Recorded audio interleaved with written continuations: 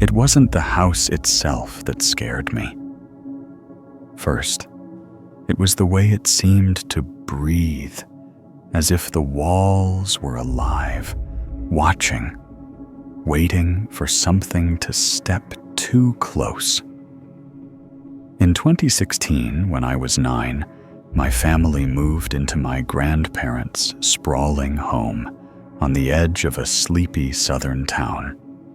They'd built it in the early 90s, a sturdy place surrounded by 5 acres of wild, untamed land, woods, thick with gnarled oaks, open fields that swayed under the wind, and a sluggish, muddy river curling along our southern fence. The air always smelled of damp earth and something faintly sour, like the ground itself was rotting. Our property butted up against our only neighbors, a crooked patch of land that seemed to sag under the weight of its own history. Their house, an old farmhouse from the 1920s, looked like it was sinking into the earth, its foundation crumbling under decades of neglect.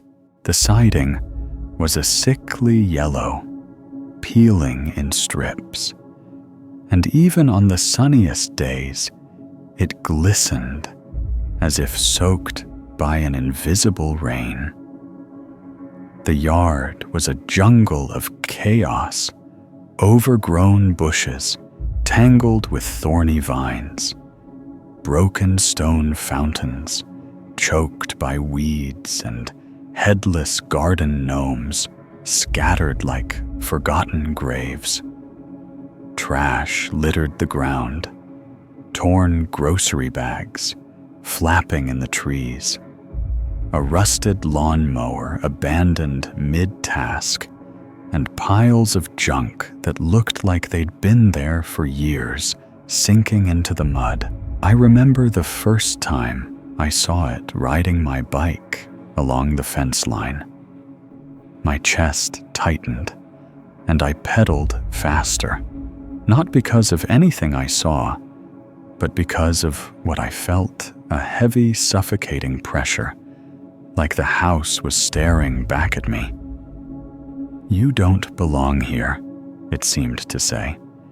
My parents told me to stay away, but they never explained why. They didn't need to. The place screamed its own warning. The house belonged to 2 elderly sisters, Violet and Agnes, who lived there with their grandchildren, Liam, Allison, and Kelsey, and their mother, Teresa. Violet was the quieter one, always perched in a faded green rocking chair on the sagging porch, her eyes fixed on the distant trees, as if she could see something the rest of us couldn't. Her hands, gnarled and spotted with age, clutched the arms of the chair, and she rarely spoke, but when she did, her voice was soft, almost swallowed by the wind. Agnes was different, sharper, more alert, though her movements were stiff, like every step cost her something. Both women were in their 70s, their faces etched with lines that told stories I didn't want to hear. The kids, though, were what made the place feel truly wrong. Liam was my age 9 and in my class at school. He was tall for his age, with pale skin and dark, unkempt hair that fell into his eyes. There was something off about him, something I couldn't name at the time, a kind of intensity that made my skin prickle. Allison and Kelsey, the twins, were 7, the same age as my younger sister. They were small, frail, with dirty clothes, that hung loosely on their frames. Their blonde hair was always matted, and their voices were garbled like they were still learning to speak. They flinched at sudden movements, their eyes darting nervously, and they always looked hungry, like no one at home cared enough to feed them properly. I'd see them sometimes, standing at the edge of their yard, staring across the fence at our house, their faces blank, but somehow desperate. Teresa, their mother, was the oddest of all.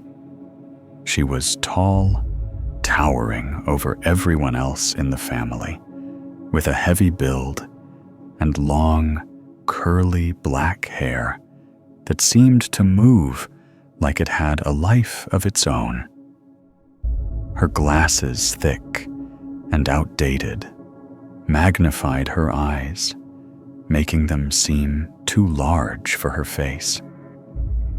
Unlike the rest of her family, she was put together, her clothes clean, her hair styled, her nails painted a deep, glossy red. But there was something unnatural about her polish, like it was a mask hiding something rotten underneath. The first time I saw her, she was kneeling by a rusted spigot near our property line, struggling with a hose. She looked up, saw me, and smiled a wide, toothy grin that didn't reach her eyes. "Come here, sweetheart," she called, her voice syrupy, sweet. "Help me with this." "Won't you?" I hesitated, my feet rooted to the ground, but her gaze pinned me in place. Before I knew it, I was walking toward her, my heart pounding. The spigot wasn't stuck at all. It turned easily under my hand. She clapped her laughter loud and sharp and told me I was strong, special, a hero. I should have felt proud, but all I felt was a creeping unease, like I'd just stepped into a trap. That's when she leaned closer, her breath hot against my ear, and said, "Did you know you have a third eye?" I froze my mind, scrambling to make sense of her words. "A spiritual eye?" She continued, her voice dropping to a whisper. "It sees the truth. You'll understand one day." I mumbled an excuse and ran back to our house, her laughter echoing behind me. That night, I lay awake, staring at the ceiling, unable to shake the feeling that something had followed me home. The house next door wasn't just a house. It was a presence, a living thing that knew my name. And Teresa, with her too perfect smile and strange words, was its voice. The first time Liam appeared in my room, I thought he was a ghost, silent. Sudden, his eyes gleaming with something I couldn't read. It was a humid afternoon, a few weeks after we moved in, the kind of day where the air felt thick enough to choke you. I was sprawled on my bedroom floor, sorting through a box of old comics, when I felt a prickle on the back of my neck. I turned, and there he was, standing in the doorway, his hands stuffed in his pockets, his head tilted like he was studying me. No knock, no warning, just Liam, materializing, like he belonged there. "What are you doing?" he asked, his voice flat, but his eyes were sharp, darting over every inch of my room. I stammered, caught off guard, and told him I was just unpacking. He didn't respond, just stepped inside and sat cross-legged on the floor, picking up one of my comics without asking. He flipped through it, not reading, just staring at the pages like they held some secret code. I wanted to tell him to leave, but the words stuck in my throat. There was something about him, a weight, a darkness that made the room feel smaller, the air harder to breathe. Liam was everywhere after that. At school, he'd linger near my locker, watching me with that same unreadable stare. On weekends, he'd show up at our house uninvited, slipping through the gate like a shadow. One day, I looked out my window and saw him in our pool doing cannonballs, his laughter high and wild, like he was daring someone to stop him.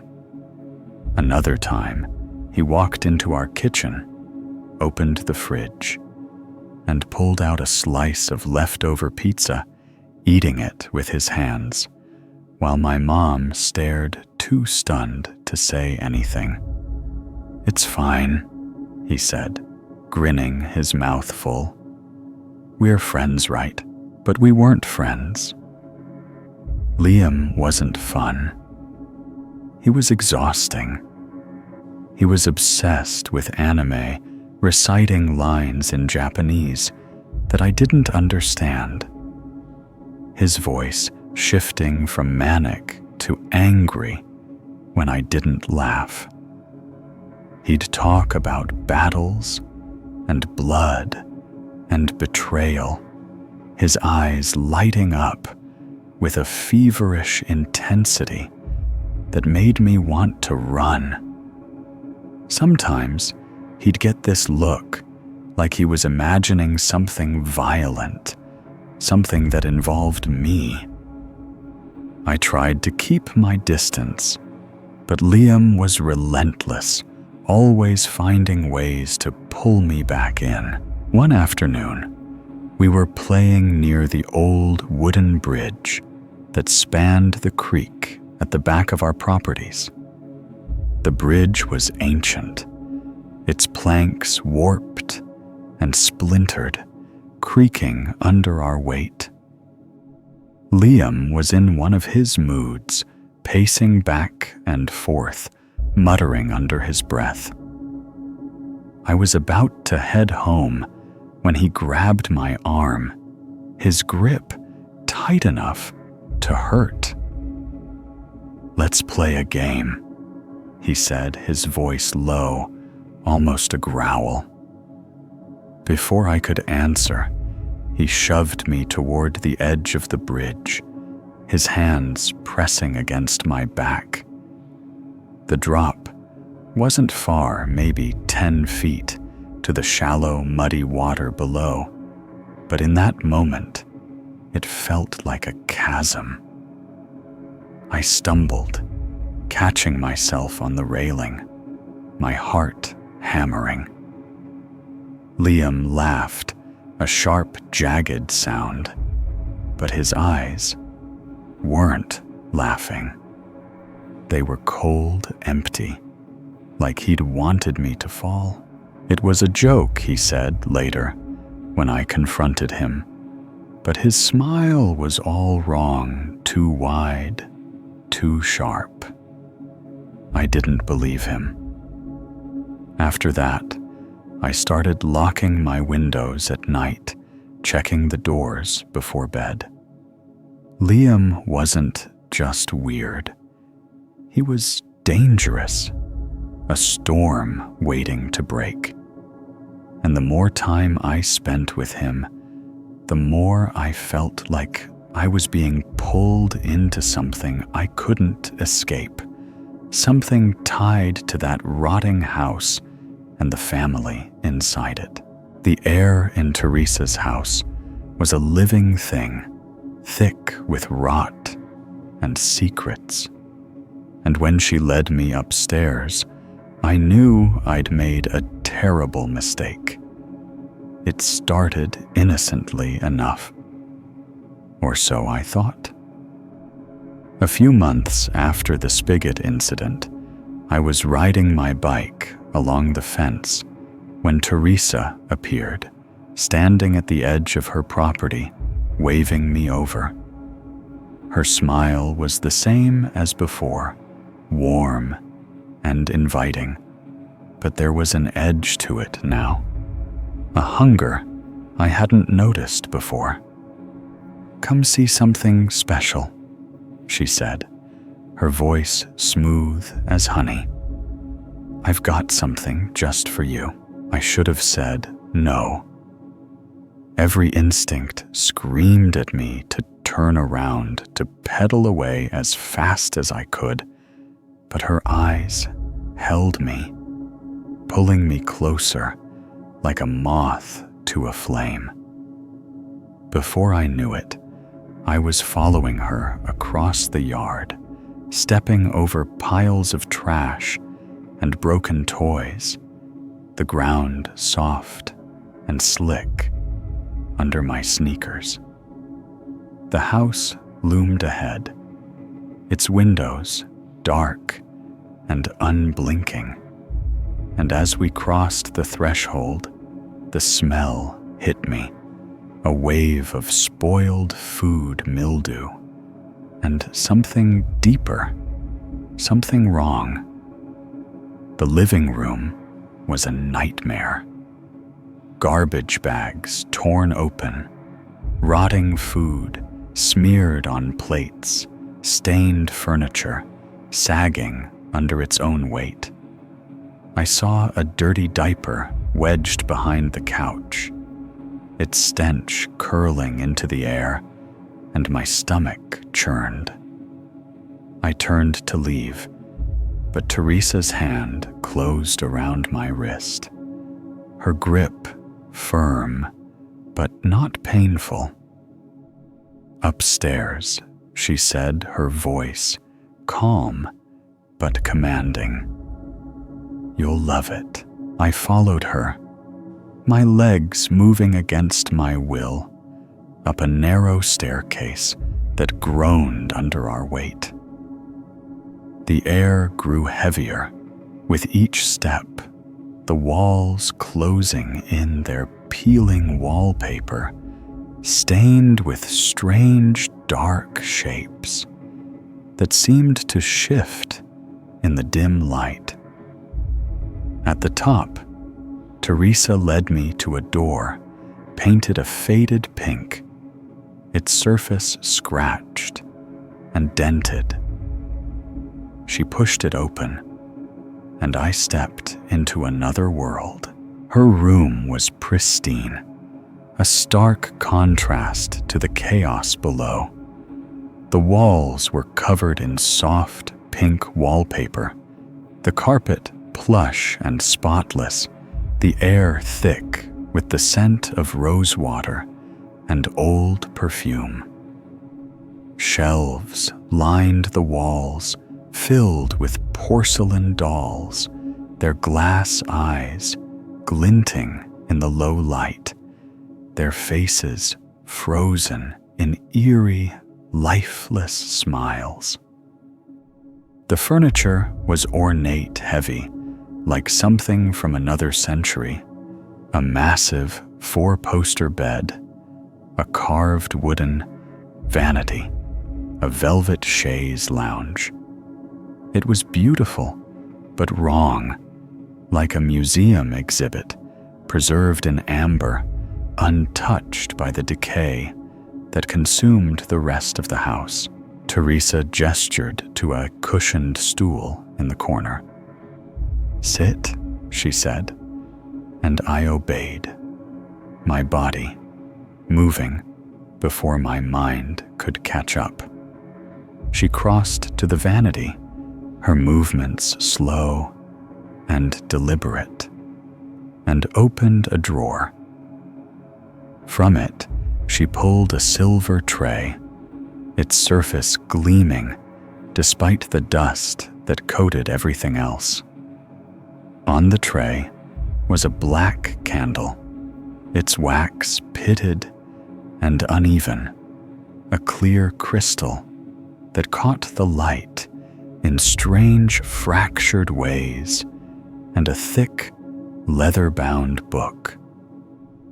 My breath caught when I saw the cover, a pentagram etched deep into the leather, its lines sharp and precise. My parents were Catholic. I knew what that symbol meant, and it sent a jolt of fear through me. I looked around, and suddenly I saw it everywhere, the pentagram hidden in plain sight. It was carved into the frame of the mirror, woven into the pattern of the rug, etched into the wood of the jewelry box.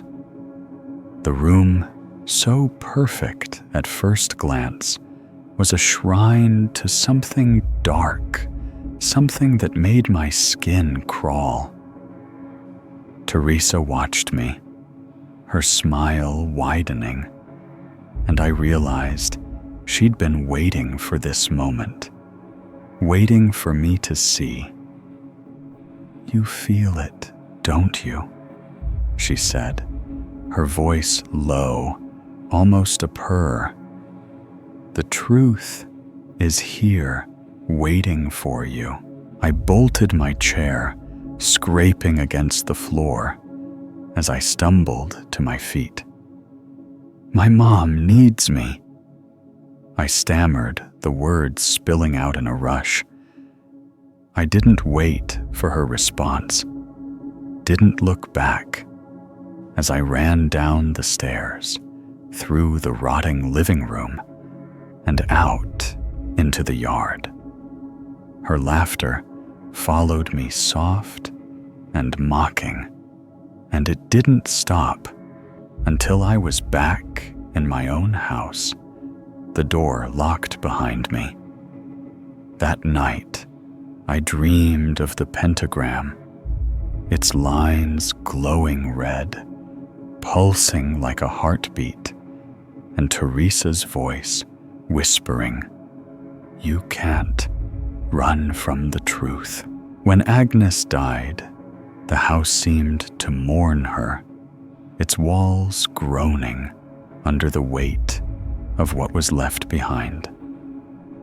It was 2019, 3 years after we moved in, and I was 12. The air was thick with the kind of heat that made your clothes stick to your skin, and the town was quiet, lulled into a stupor by the endless summer. I was riding my bike past the neighbor's house when I saw the ambulance, its lights flashing silently in the dusk.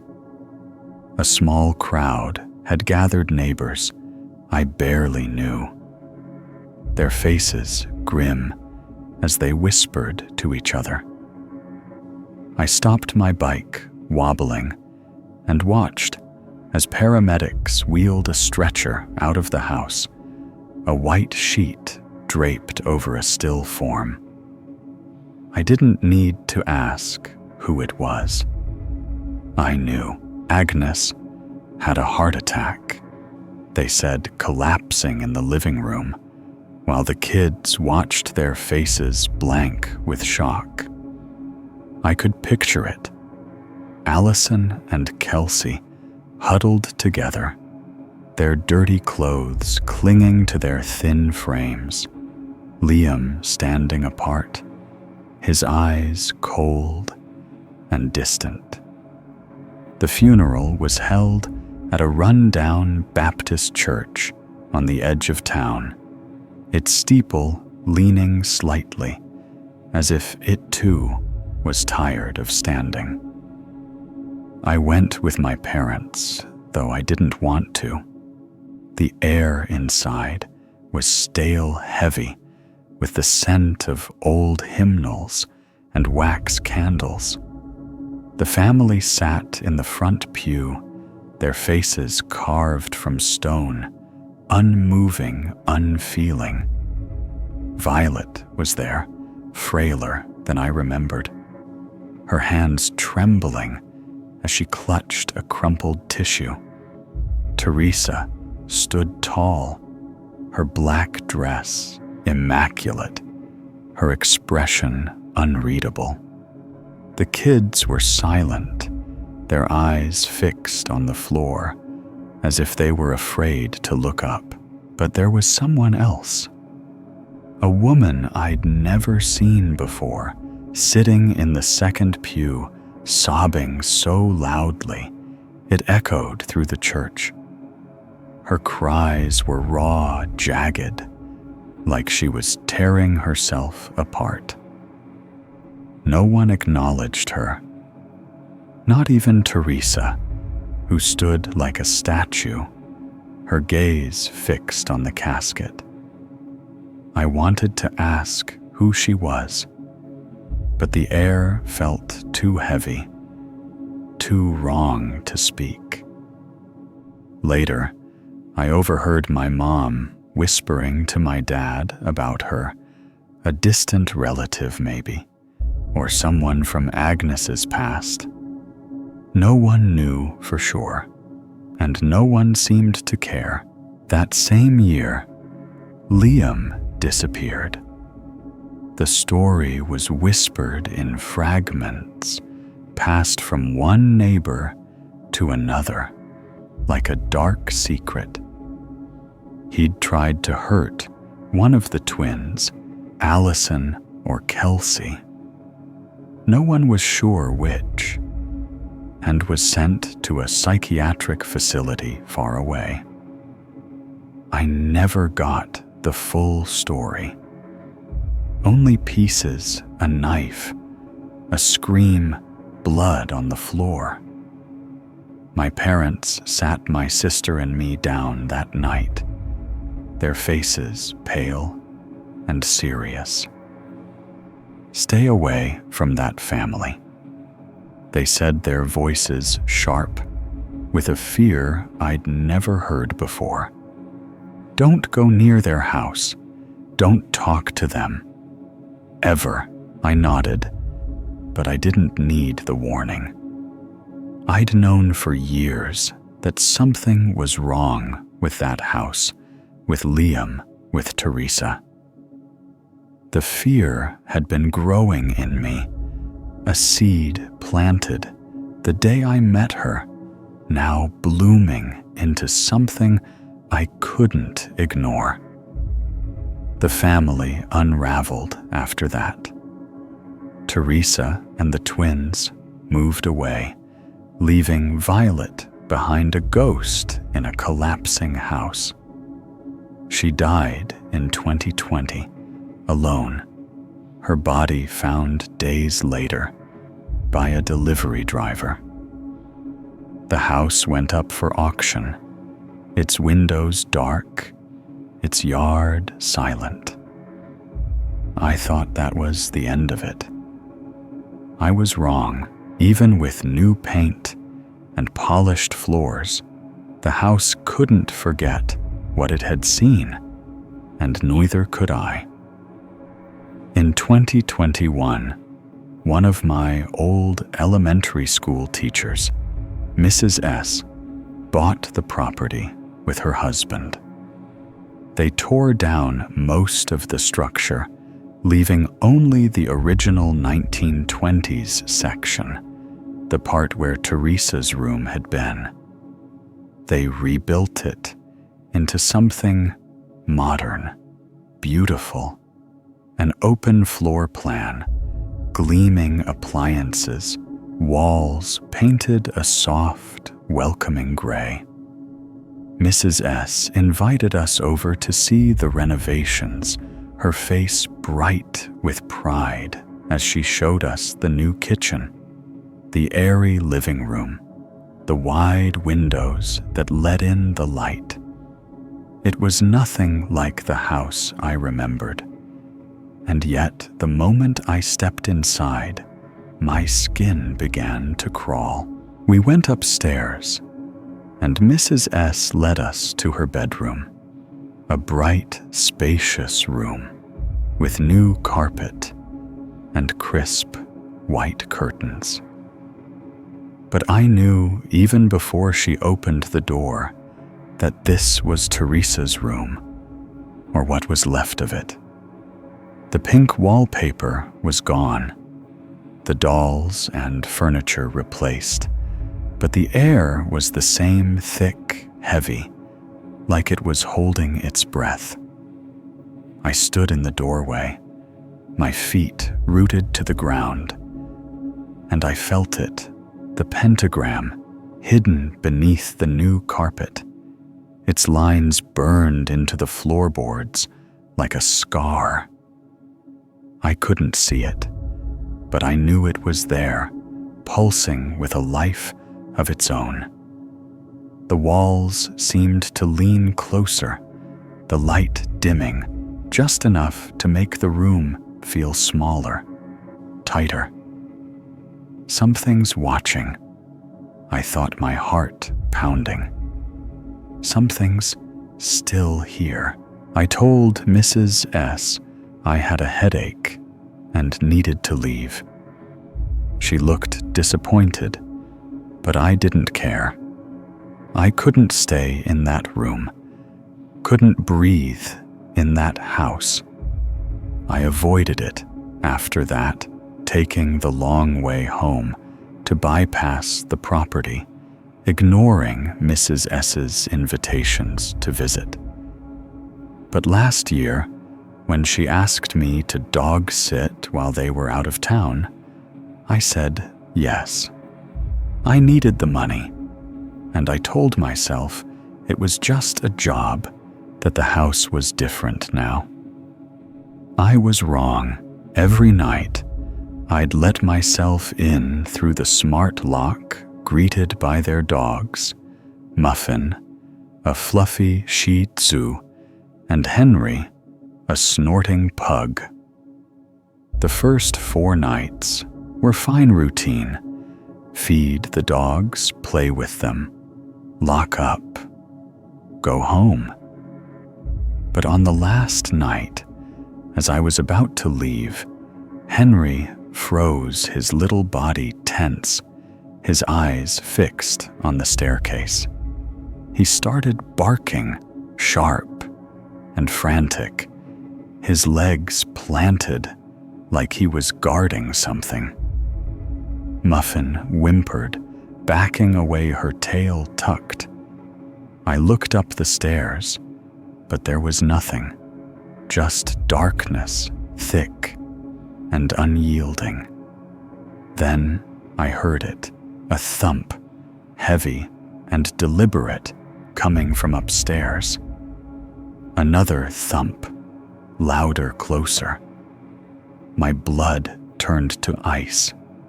I grabbed the dogs, ran to the door, and locked it behind me, my hands shaking so badly I could barely turn the key. The whole walk home, I felt it, something watching, something following its presence, heavy as a hand on my shoulder. Teresa was gone, but she wasn't finished. Not with the house, not with me. It's 2025 now, and for years, the house and its family faded into memory, a nightmare I tried to bury. But a few weeks ago, a girl from school pulled me aside, her voice low, her eyes wide with unease. She'd seen Teresa at a farmer's market in a nearby town, standing at a booth covered in strange symbols, handing out flyers for a group she called the Truth Seers. She looked at me, the girl whispered, and I swear it was like she knew me, like she saw inside me. The words hit me like a punch.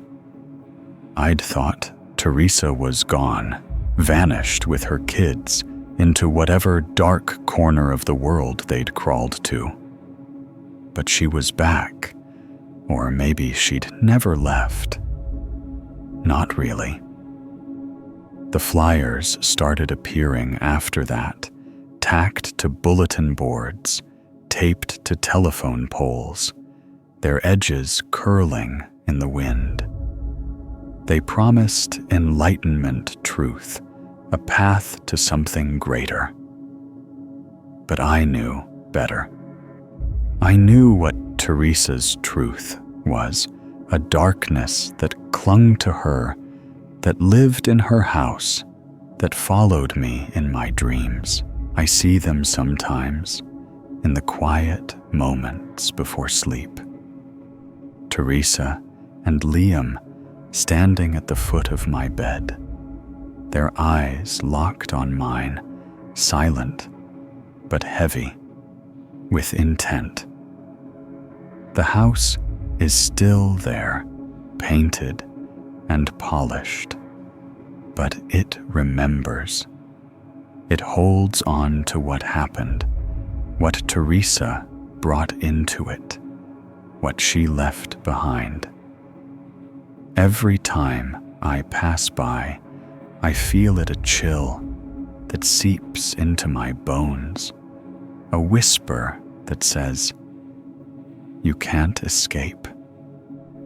I don't know what Teresa's doing now, what she wants with her truth seers.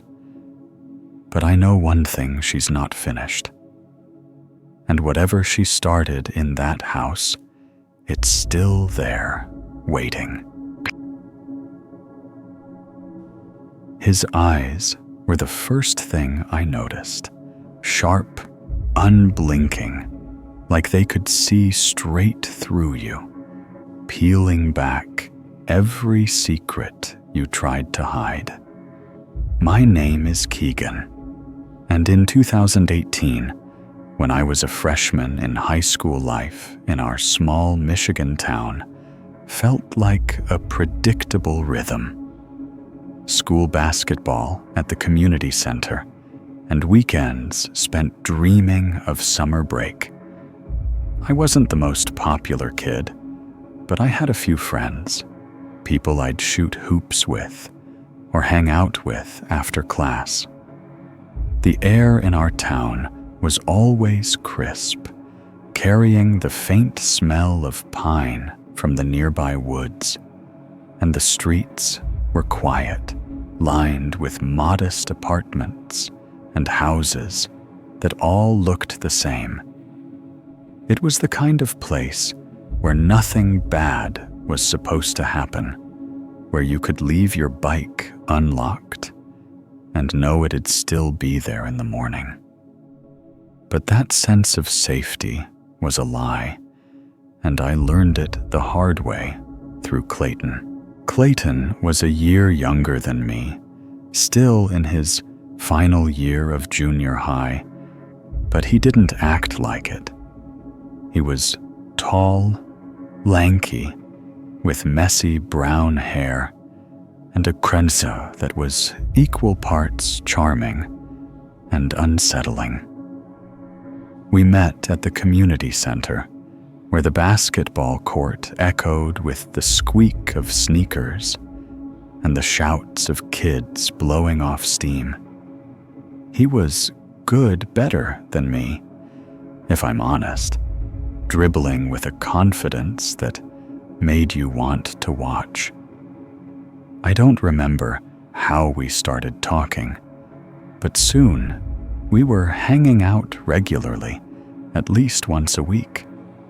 He'd show up with a battered basketball under his arm, his eyes scanning the room like he was looking for something only he could see.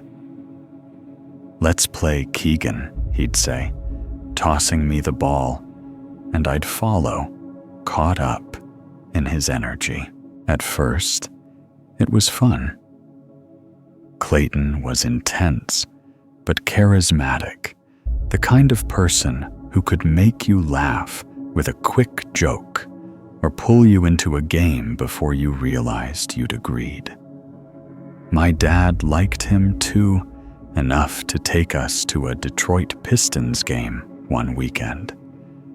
I can still see Clayton's face that night, lit up under the arena lights, his hands clutching a foam finger, his voice hoarse from cheering.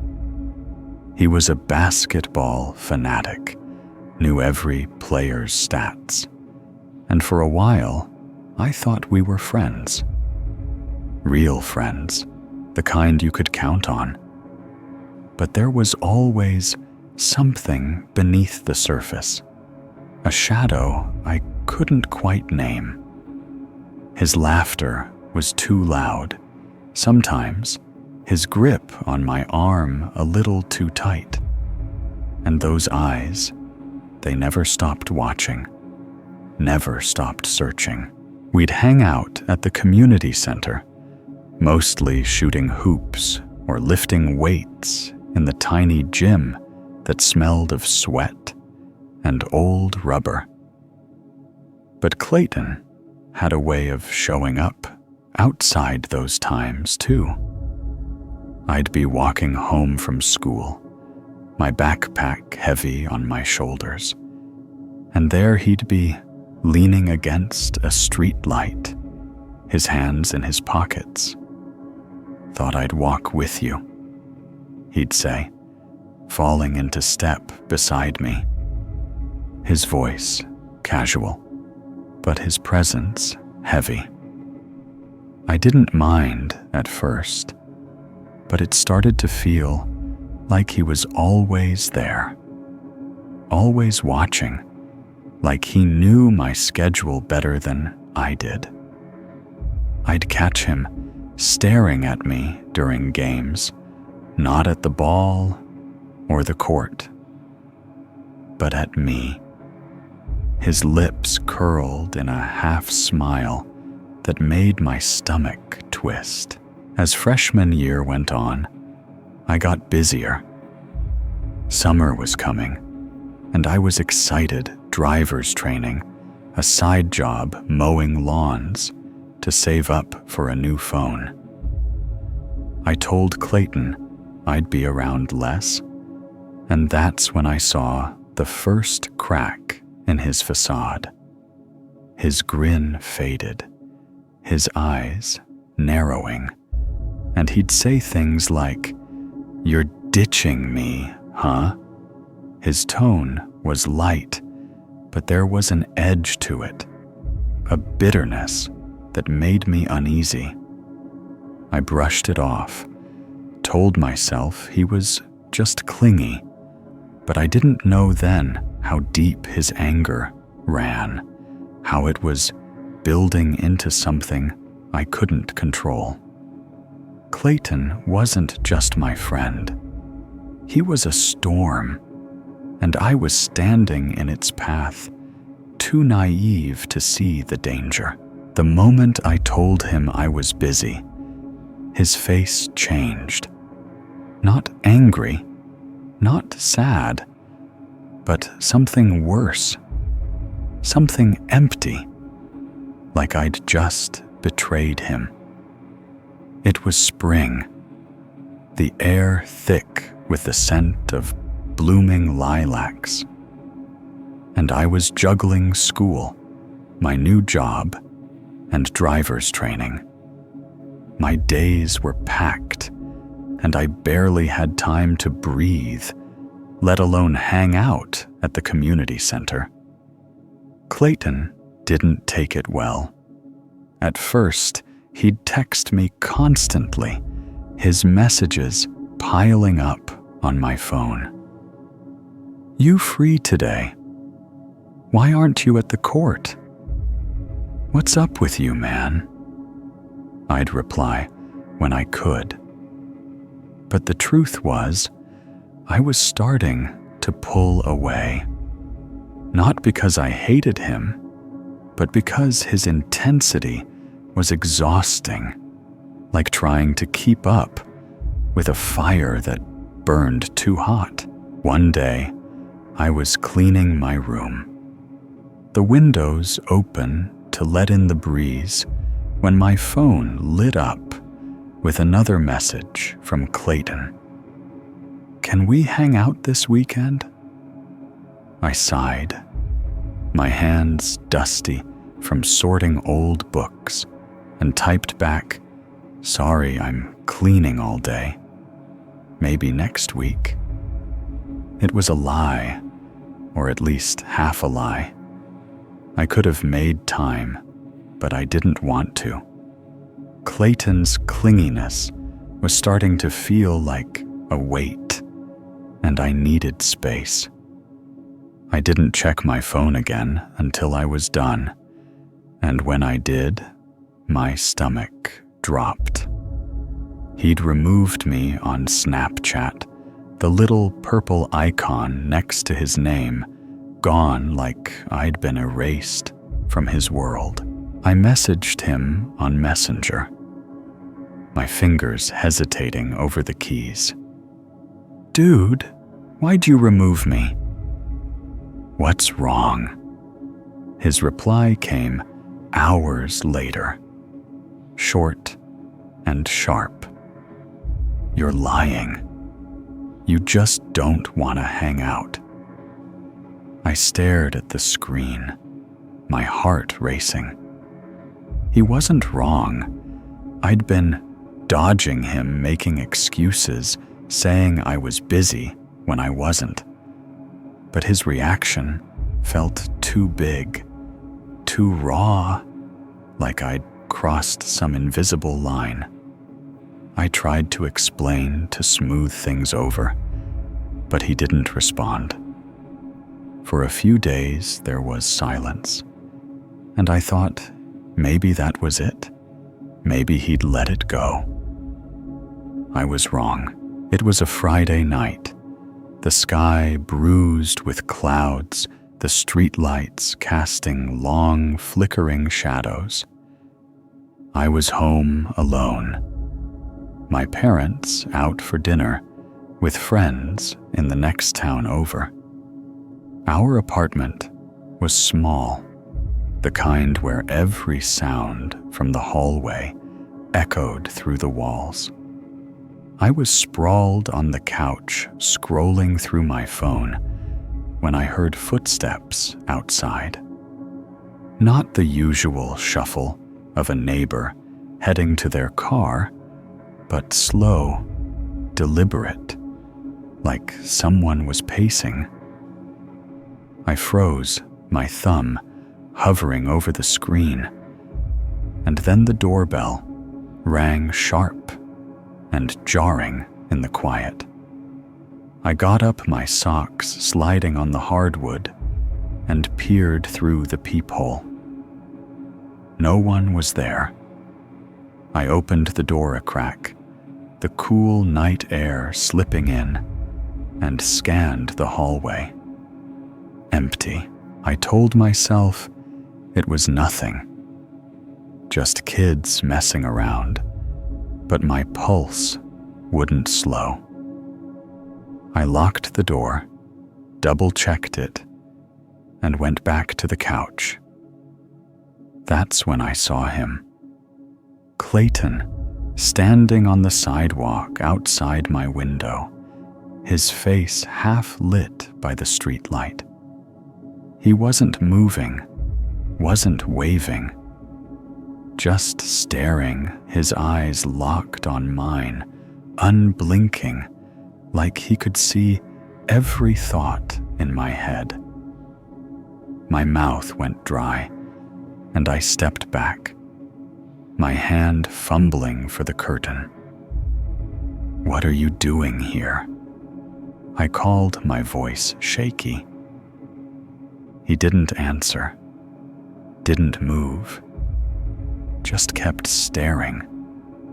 His lips curled in that half smile that wasn't a smile at all. Then slowly, he turned and walked away, his shadow stretching long and thin behind him. I didn't sleep that night. I kept seeing his face, those eyes, the way they seemed to know something I didn't. The next day, I turned off my Snap map, hiding my location from him, and when he added me back on Snapchat a week later, I didn't accept. But Clayton wasn't done. He'd text me, call me show up at the community center when I was there, his presence like a weight I couldn't shake. "You're avoiding me," he'd say, his voice low, almost accusing. And he was right. I was. Because every time I saw him, I felt it, something dark, something dangerous, growing inside him, waiting to break free. When Nick's text came through, it was like a bomb going off, shattering every illusion I had about who Clayton really was. It was a month after the night outside my window, and I was trying to move on to pretend Clayton was just a clingy friend I'd outgrown. But he wouldn't let me. His texts kept coming, a mix of pleading and anger. "Why won't you talk to me? You think you're better than me." I ignored them, deleted them, but each one felt like a needle under my skin, pricking at my nerves. I started taking different routes home, avoiding the community center, but the fear was always there, a shadow that followed me everywhere. Then, one afternoon, I got a text from Nick, a guy I barely saw anymore. He was a year older, quiet, the kind of person who kept to himself, but always seemed to know more than he let on. His message was short, urgent. "You still hang with Clayton." I frowned, my thumb hovering over the keyboard, and typed back, "Not really." Why? What he sent next made my blood run cold. "Stay away from him. He's dangerous. Talk to his ex if you don't believe me." I didn't know Clayton's ex-girlfriend, but I'd heard about her, a girl named Sarah who'd broken up with him a few months earlier. Nick gave me her Instagram, and I messaged her, my hands shaking as I typed, "Hey, I'm a friend of Clayton's. Can we talk?" She replied within minutes, agreeing to meet at a coffee shop downtown. It was a gray, chilly day, the kind where the wind cuts through your jacket, and when I saw her, I barely recognized her. Sarah was small, with pale skin and dark circles under her eyes, like she hadn't slept in weeks. She sat across from me, her hands wrapped around a steaming mug, and when she spoke, her voice was barely above a whisper. "He's not who you think," she said, her eyes darting to the door, like she expected him to walk in. She told me things I couldn't unhear, things that made my stomach twist into knots. Clayton had a temper, She said one that flared without warning. He'd scream at her, break things, once smashed a glass against the wall because she'd laughed at the wrong moment. But it got worse. One night, when they were alone, he'd held a knife to her throat, the blade cold against her skin. His eyes empty as he whispered threats she wouldn't repeat. And then, the worst part, she hesitated, her voice breaking, and told me he'd forced himself on her, leaving her bruised and terrified, too scared to tell anyone. Until now, I sat there, frozen, the coffee shop fading around me. The boy I'd played basketball with, the one my dad had taken to a Pistons game, was a monster. Sarah's eyes filled with tears, and she begged me to stay away from him, to protect myself. "He's not right in the head," she said. "He'll hurt you too." I cut Clayton off that day. I blocked him on Snapchat, Instagram Messenger, everywhere. But before I could block him on Instagram, he blew up my phone with messages, each one angrier than the last. "Why are you doing this?" "What did I do?" "You're gonna regret this," I replied, once my hands trembling, saying I needed space, that I'd add him back later. It was a lie, a desperate attempt to keep him calm, but I knew I'd never let him back into my life. He was a predator, a ticking bomb, and I'd been too blind to see it. That night, I lay in bed, staring at the ceiling, Sarah's words echoing in my head. The apartment was quiet, too quiet, and every creak of the building felt like a warning. I thought about Clayton's eyes, the way they'd stared at me that night outside my window, and I wondered what he was capable of, what he'd do if he knew what I'd learned. The fear was a living thing curling in my chest, and I knew deep down that this wasn't over. Clayton wasn't the type to let go. The shadow outside my window wasn't just a shadow. It was him. And this time, he wasn't here to talk. It was a week after I cut Clayton off a cold, moonless night that pressed against the windows of our apartment. My parents were out again, dining with friends in the next town, and I was home alone, the TV on low to fill the silence. I was trying to distract myself, scrolling through my phone, but the unease was there, a weight in my chest that wouldn't lift. I kept thinking about Sarah, about the knife, about Clayton's eyes, and every sound outside, the hum of a car, the rustle of leaves, made me jump. I was in the kitchen grabbing a soda from the fridge when I heard it, a knock at the door, slow and deliberate, like someone was testing me. My heart stopped, and I stood there, the can cold against my palm, listening. Another knock, louder this time.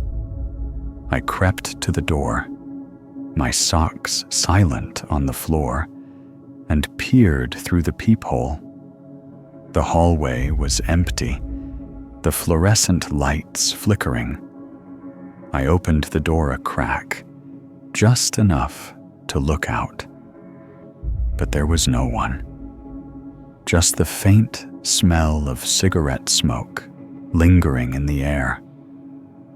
I locked the door, my hands clumsy, and told myself it was nothing, just a prank. But the fear was crawling up my spine, sharp and relentless. Back in my room, I tried to focus on my phone. But the apartment felt different now, smaller, like the walls were closing in. I glanced at the window, the curtains half open, and that's when I saw it. A flash of light, quick and sharp, like a phone screen catching the street light. My stomach dropped, and I moved closer, my breath fogging the glass. There, on the sidewalk below, was Clayton. He was standing still, his face tilted up toward my window, his eyes locked on mine. The street light cast harsh shadows across his face, making his features look wrong-twisted. And in his hand, glinting faintly, was a knife. My knees buckled, and I stumbled back, my heart hammering so hard I thought it'd burst. "Go away!" I shouted, my voice cracking as I fumbled to open the window. "I don't want you here." He didn't move, didn't blink, just raised the knife slightly, letting it catch the light. "Let me in," he said, his voice low, almost calm, but there was a hunger in it, a promise of something terrible. "I just want to talk." "No," I said, my hands shaking as I gripped the window frame. "I'm calling the police." His smile widened, cold and empty, and then he turned, walking away with that same slow, deliberate pace. I slammed the window shut, locked it, and grabbed my phone, dialing 911 with fingers that wouldn't stop trembling. The operator's voice was calm, steady, but I could barely speak my words, tumbling over each other as I described Clayton. The knife, the way he'd stood there like he owned the night. The police arrived 10 minutes later, their flashlights sweeping the sidewalk. But Clayton was gone. I gave them his description: tall, lanky brown hair, that half smile that wasn't a smile, and they took notes, their faces unreadable. They said they'd look for him, but I could tell they didn't think it was serious, just a kid acting out. I wanted to scream at them, to tell them about Sarah, about the knife at her throat, but I didn't. I just nodded, thanked them, and locked the door when they left. I didn't sleep that night or the next. Every shadow was Clayton. Every sound was his footsteps. I haven't heard from him since, haven't seen him at school or the community center, but I know he's out there somewhere waiting. I think he wanted to kill me that night, to punish me for turning my back on him. And sometimes, when I'm alone, I feel it, that weight, that shadow watching me from just out of sight. Clayton's gone, but he's not finished. Not with me. The theater wasn't just empty. It was waiting, its shadows holding their breath, watching us as we stepped inside. It was late 2022, and I was nervous in a way I hadn't been in years.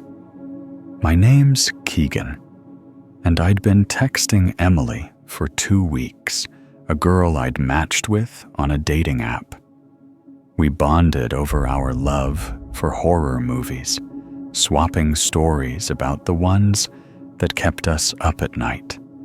The Ring, Hereditary, the classics that left you checking the locks twice.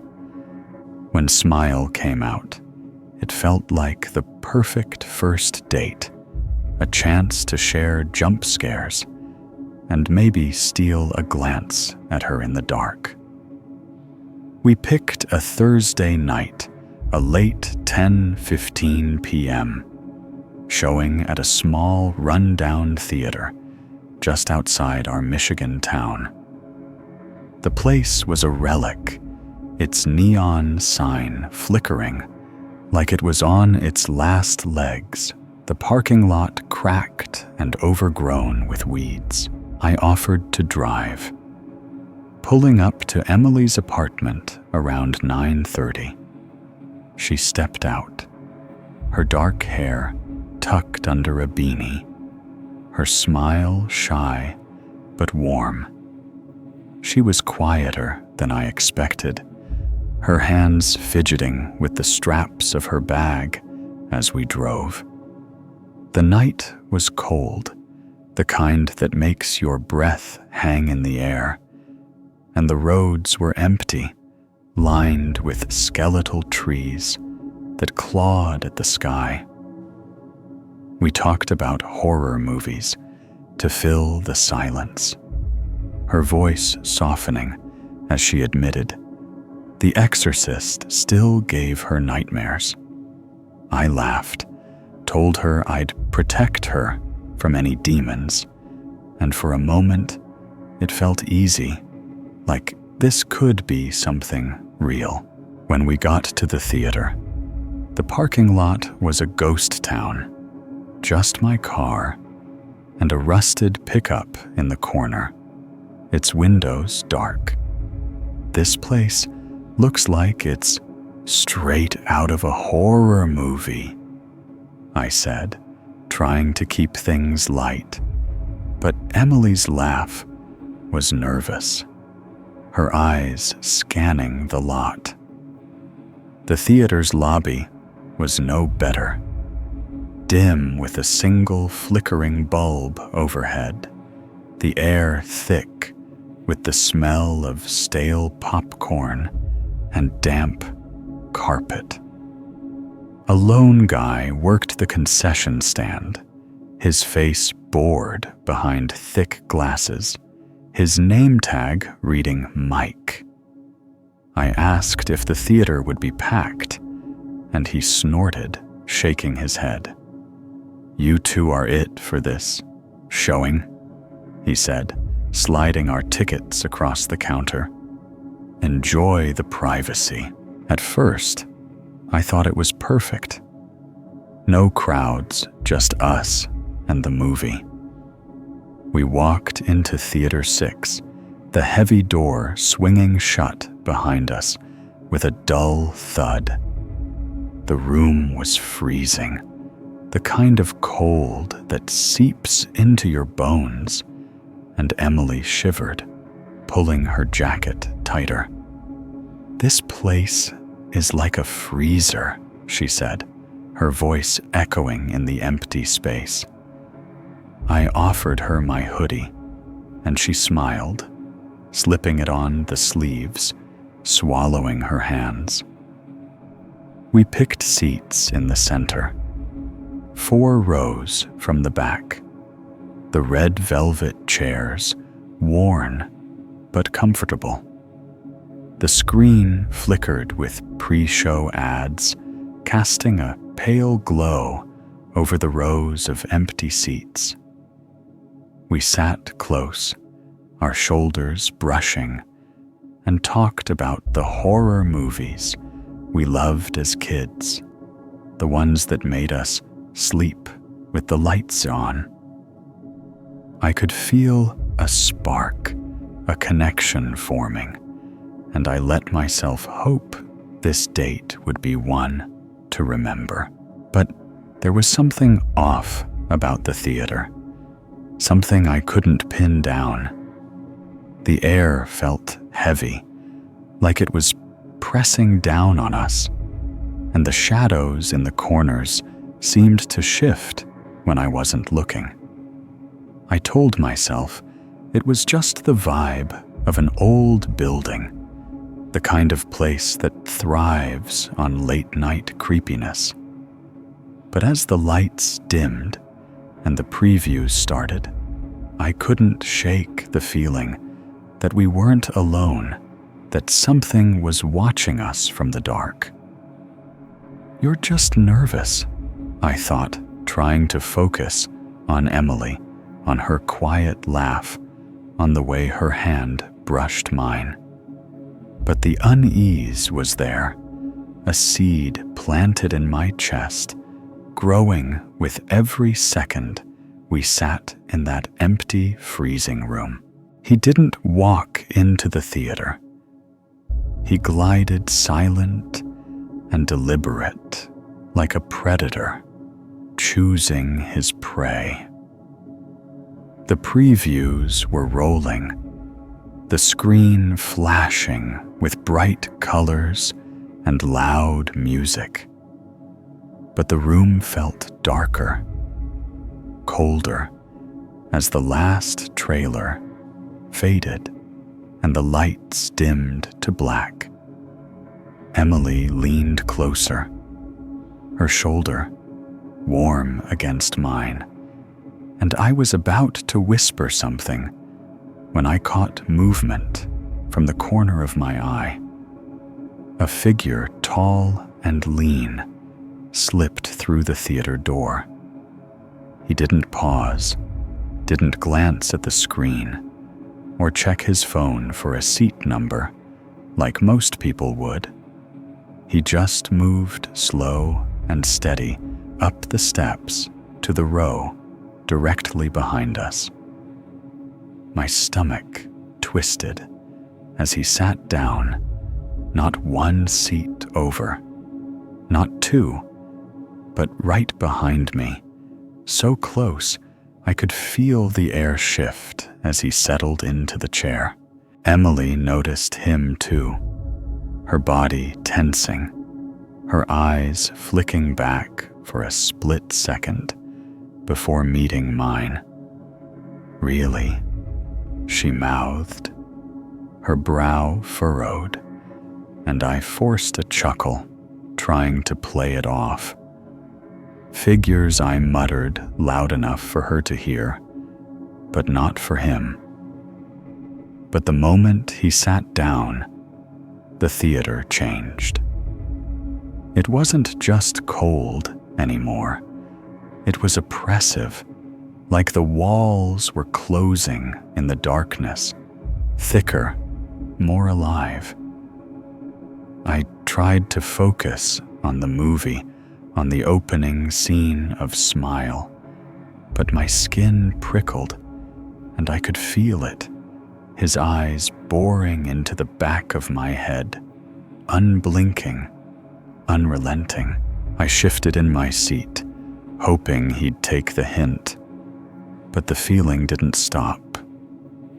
A minute later, I glanced back quick and casual, like I was stretching my neck. He was there, leaning forward slightly, his face pale under the flickering light of the screen. He wasn't watching the movie. His head was tilted, his eyes locked on me.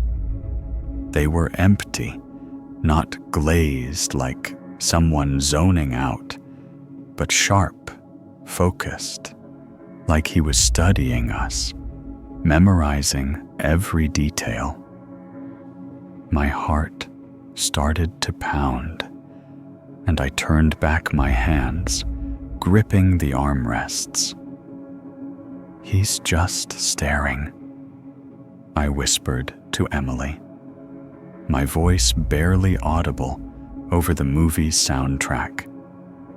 She nodded, her eyes wide, and whispered back, "I know."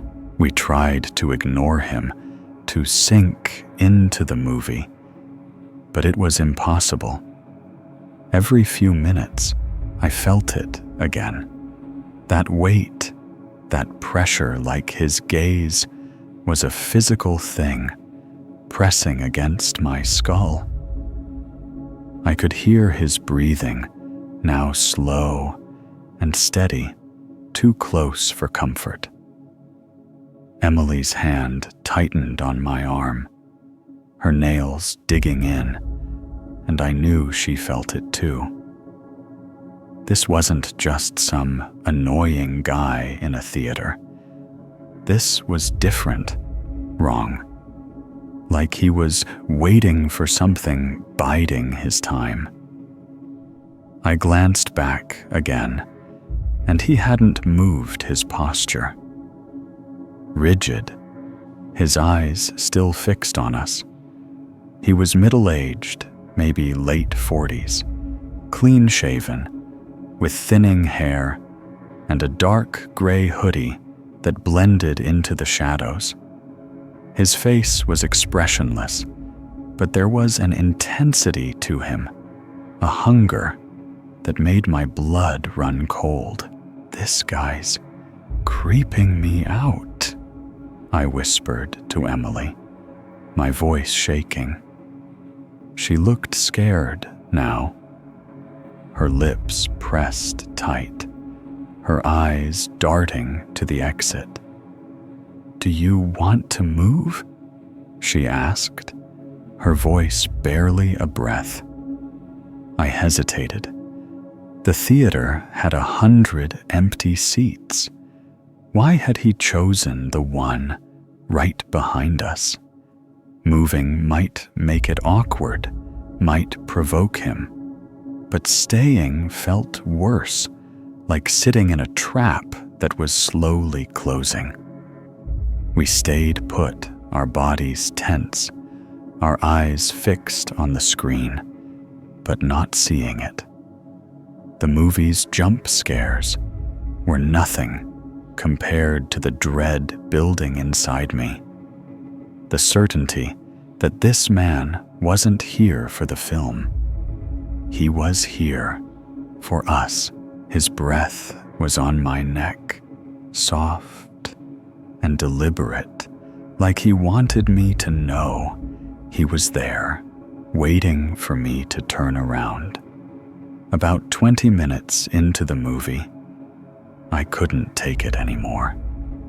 The man's presence was a weight crushing the air out of the room, making every sound in the theater feel amplified, distorted. Emily was rigid beside me, her hand still on my arm, her breathing shallow. I leaned forward, pretending to adjust my seat, and stole another glance back. He was still there, still staring, his body angled toward us, his eyes unblinking in the dim light. The movie's glow caught his face, casting harsh shadows that made him look almost inhuman, his features too sharp, too still. I turned back, my heart racing, and whispered to Emily, "We need to move." She nodded, her eyes wide with fear. And we grabbed our things, moving as quietly as we could, to the front corner row. The seats were terrible, the screen at an awkward angle, but it put distance between us and him. I thought it would help, thought the space would ease the knot in my chest, but it didn't. Every few minutes, I glanced back, and he was still there, still staring, his head turned to follow us. He hadn't moved from his seat, but his eyes tracked us like a predator, watching prey patient, relentless. Emily gripped my hand, her fingers cold, and I could feel her trembling. "He's still looking," she whispered, her voice breaking. I knotted my throat too tight to speak. Halfway through the movie, I heard it. Footsteps, slow and heavy, coming down the steps. My blood froze, and Emily's grip tightened, her nails digging into my skin. The footsteps stopped a few rows above us, and I didn't dare look back. I could feel him standing there, his presence like a shadow that swallowed the light. The movie played on its dialogue, and music, a distant hum, drowned out by the pounding in my ears. I don't know how long he stood there, seconds, minutes, but it felt like forever, like time itself had stopped trapping us in that moment. Then, finally, the footsteps moved again, climbing back to the top row. I exhaled, my body shaking, but the relief was fleeting. He was still there, still watching, and we were still in his domain. "We need to leave," I whispered to Emily, my voice urgent. She didn't hesitate, nodding as she gathered her bag. We slipped out of our seats, moving as quietly as we could, our footsteps muffled by the carpet. The hallway outside the theater was dim, the fluorescent lights flickering, and as we passed the glass window in the door, I glanced back. He was standing in the aisle now, his body still, his head turned toward us. He wasn't watching the screen, he was watching us, his eyes glinting in the dark like a cat's. My stomach lurched, and I grabbed Emily's hand, pulling her toward the lobby. We burst into the lobby, the air warmer, but no less oppressive.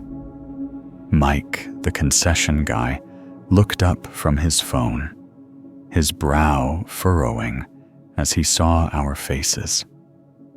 "There's a guy in there, acting really weird," I said, my voice shaking.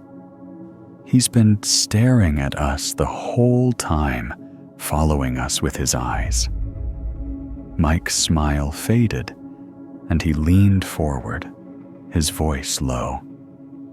"Again," he said, and my heart sank. "What do you mean, again?" I asked, my voice sharper than I meant. He hesitated, then said, "He's been coming here for about a month, always late shows. Doesn't buy anything, just sits and watches people.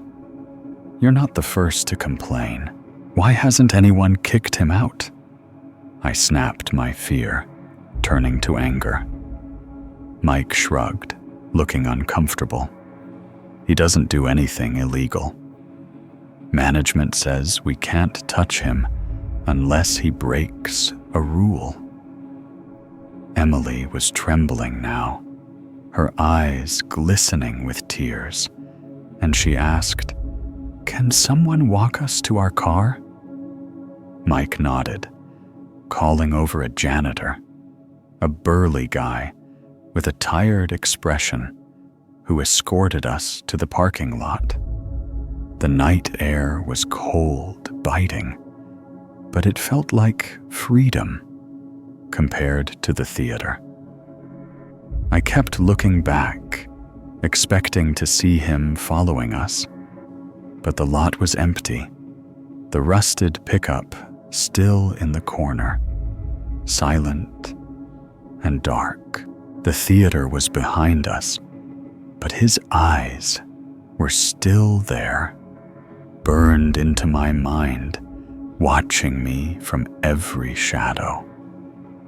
We drove back in silence, the hum of the car, the only sound between us. Emily stared out the window, her hands clasped tightly in her lap, my hoodie still draped over her shoulders. I wanted to say something to make it better, but my mind was racing, replaying the man's face, his unblinking stare, the way he'd stood in the aisle like a statue. I kept checking the rearview mirror, half expecting to see headlights following us. But the road was empty, the night swallowing everything behind us. When I dropped Emily off at her apartment, she gave me a weak smile, her eyes still wide with fear. "Text me when you get home," she said, her voice small. I nodded, promising I would. But as I drove away, I couldn't shake the feeling that we hadn't escaped, that he'd seen us leave, maybe even memorized my license plate. The thought made my stomach twist, and I took a longer route home, weaving through back roads to lose any shadow that might be trailing me. For weeks, I was paranoid. Every creak in my apartment, every flicker of a street light made me jump. I stopped going to that side of town, avoided the theater, like it was cursed. I talked to a friend who's a cop, told him about the guy, and he was furious. "That's nonsense," he said, his voice sharp. "The theater can kick anyone out for any reason. They don't need to wait for him to break a law." His words didn't help, though. They just made me angrier, knowing the guy was still out there, still showing up to late-night showings, still watching people like he'd watched us. Emily and I texted a few times after that, but the spark was gone, buried under the weight of what we'd been through. We never went out again, never tried to recapture what we'd started to feel in that theater before he showed up. I think we were both too shaken, too haunted by the memory of his eyes, his presence, the way he'd made us feel like prey. I checked the theater's website, scouring reviews for any mention of him, but there was nothing. No complaints, no warnings, just glowing comments about cheap tickets and retro charm. It made me wonder how many others had felt what we felt, how many had seen him and said nothing, too scared to speak. Even now, in 2025, I feel him sometimes. When I'm alone at night, walking to my car, I'll catch a shadow in the corner of my eye, a shape that's gone when I turn. I'll feel that weight, again that pressure, like someone's watching, waiting. I don't know who he was, what he wanted, but I know he wasn't just some creep in a theater. There was something wrong with him, something empty, like he was a shell with nothing inside but hunger. And every time I close my eyes, I see him sitting behind me, staring his face, peaceful and unblinking, waiting for me to look back. The forest didn't just surround us, it swallowed us. Its shadows, whispering secrets we were too foolish to heed.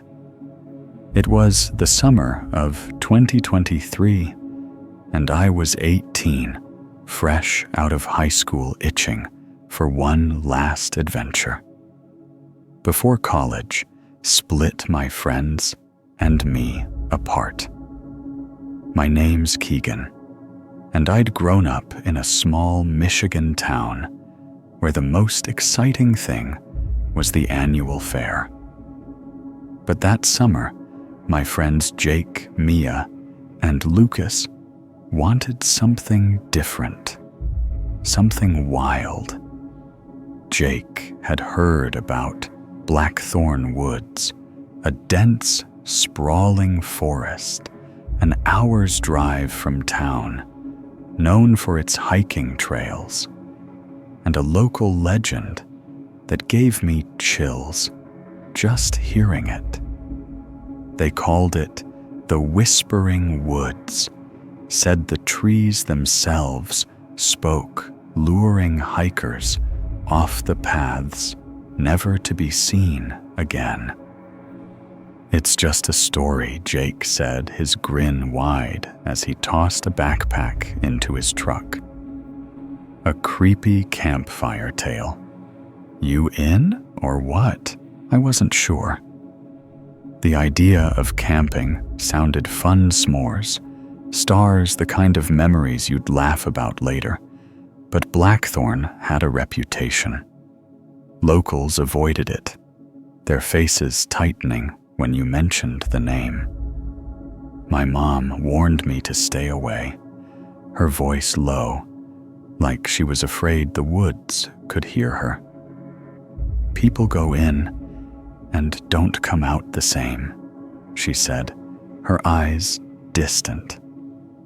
But Jake was relentless, and Mia and Lucas were already on board, their excitement infectious. I didn't want to be the one left behind, the coward who missed out. So I said yes, ignoring the knot in my stomach, the voice in my head that screamed this was a mistake. We drove out on a Friday afternoon, the sun high, the air thick with the smell of pine and gasoline.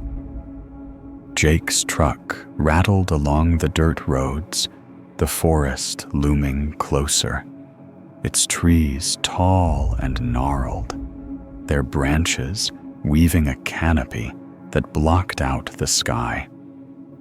The trailhead was unmarked, just a gap in the trees, barely wide enough for us to squeeze through with our packs. Lucas, always the joker, mimicked a ghost story narrator, his voice low and dramatic.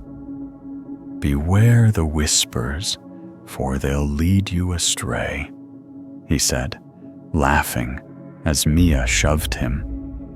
But I didn't laugh. The forest felt wrong, too quiet, the air heavy with a stillness that pressed against my chest. The trees seemed to lean in their shadows, stretching long and thin, like fingers, reaching for us. We set up camp a mile in in a small clearing surrounded by towering pines. The ground was soft, covered in needles that crunched under our boots, and the air was cool, even in summer, like the forest held onto its own winter. We pitched our tents, built a fire, and sat around it as the sun dipped below the horizon, painting the sky blood red. Jake pulled out a flask, passing it around, and we swapped stories, the kind that start silly but get darker as the night deepens. Mia brought up the legend again, her voice soft, almost reverent. They say the whispers come from the trees. She said, her eyes glinting in the firelight. Not words you can understand, but voices calling your name, pulling you deeper until you're lost forever. I shivered the fire's warmth, doing nothing to chase away the chill. "It's just wind," I said, trying to sound confident, but my voice betrayed me, trembling slightly. Lucas laughed, tossing a stick into the flames, but Jake was quiet, his eyes fixed on the trees beyond the clearing. "You ever wonder why no one camps here?" he asked, his voice low. "It's not just a story, Keegan. People have gone missing. Hikers, hunters, kids. No trace." I wanted to tell him to shut up, to stop feeding the fear, but the forest was listening its silence louder than our voices, and I couldn't shake the feeling that we'd already crossed a line we couldn't uncross. The first whisper wasn't a sound, it was a feeling, a tug at the edge of my mind, like something was calling me to look deeper into the dark. That first night, I barely slept. The forest was too quiet, not the peaceful kind of quiet, but the kind that feels like it's holding its breath, waiting for you to make a move.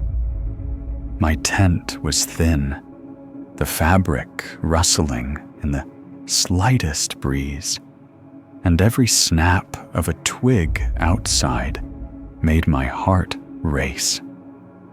I lay there, staring at the ceiling, listening to Jake's snores and Mia's soft breathing in the tent next door. Lucas was on watch, sitting by the fire, his silhouette flickering through the nylon. I told myself it was fine that we were just kids, camping, that the stories were nonsense. But the air felt thick, heavy, like it was pressing down on me, and I couldn't shake the sense that something was out there, just beyond the firelight, watching. Around 2 a.m., I heard it, a low, murmuring sound, like voices talking just out of earshot. I sat up my sleeping bag, sliding off my breath, catching in my throat. It wasn't wind, wasn't the rustle of leaves. It was softer, more deliberate, like a conversation I wasn't meant to hear. "Keegan," it seemed to say, my name woven into the murmur, faint but unmistakable. I froze my hands, gripping the sleeping bag, my eyes darting to the tent's zipper. The sound stopped, replaced by the crackle of the fire, but my pulse wouldn't slow. I told myself it was my imagination, that I was tired, spooked by the stories.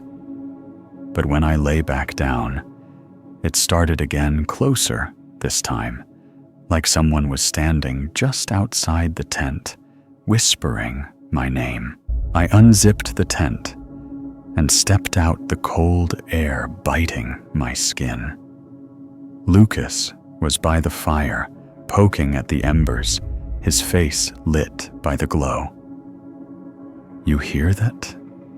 I asked, my voice barely above a whisper. He looked up, his brow furrowed. "Hear what he said?" His tone casual, but there was a flicker of unease in his eyes. I opened my mouth to explain, but the sound was gone, swallowed by the night. I shook my head, muttering something about being tired, and crawled back into my tent. But I didn't sleep. The whispers came and went, sometimes faint, sometimes so clear I could almost make out words, like they were trying to tell me something, to pull me somewhere. The next morning, the group was off. Mia was quiet, her eyes red, like she hadn't slept either. Jake was tense, snapping at Lucas for burning the bacon. Lucas, usually the loud one, was subdued, staring at the trees, like he expected them to move.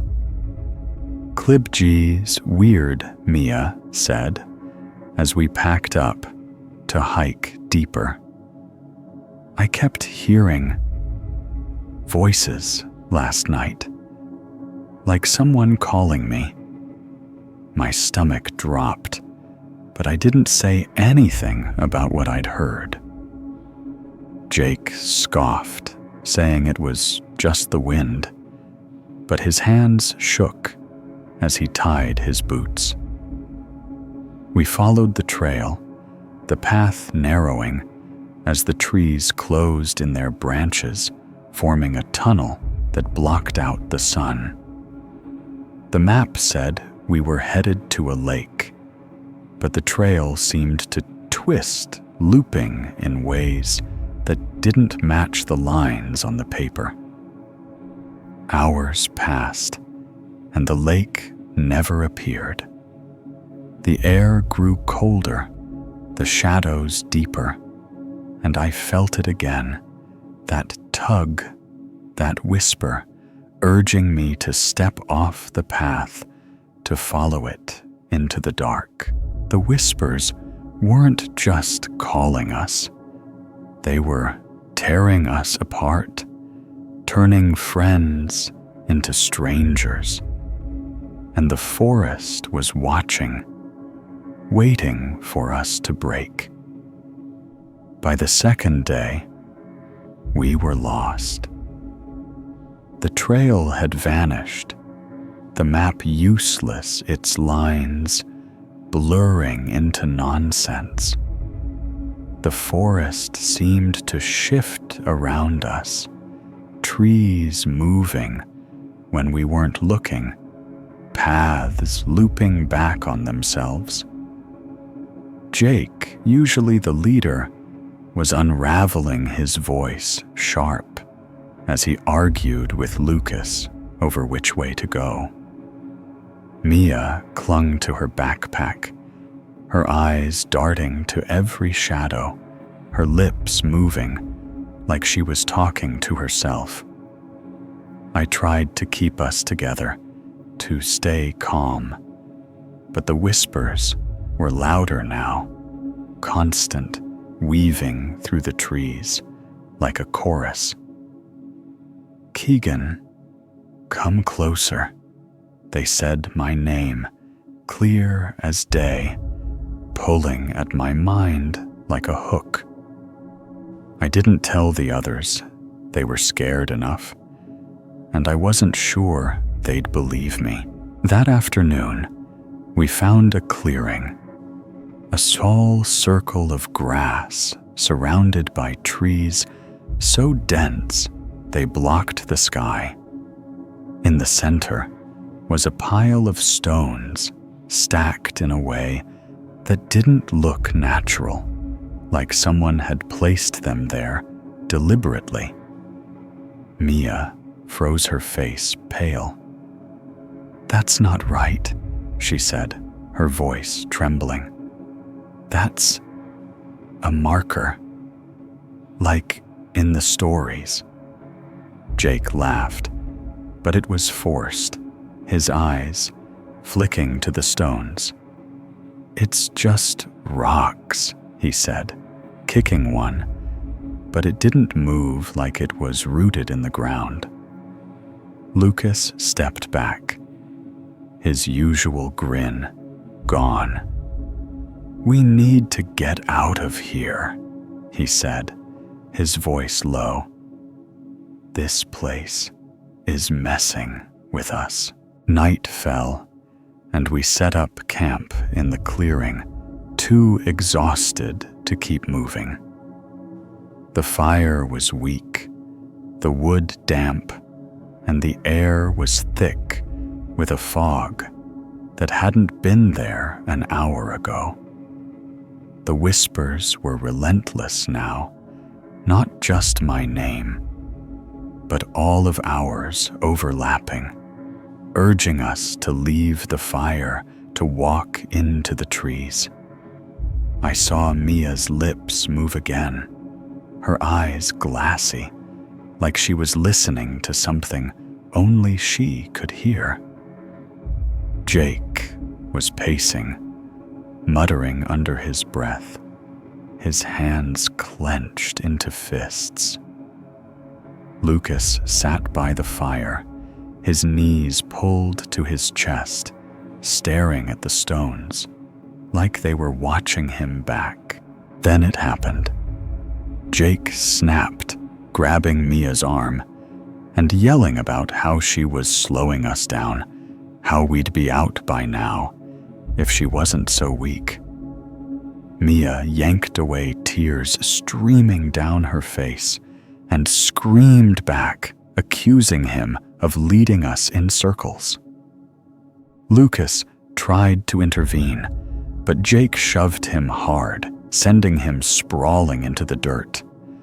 I stepped between them, my heart pounding, but the whispers were louder, drowning out their voices, telling me to run, to leave them, to follow the sound.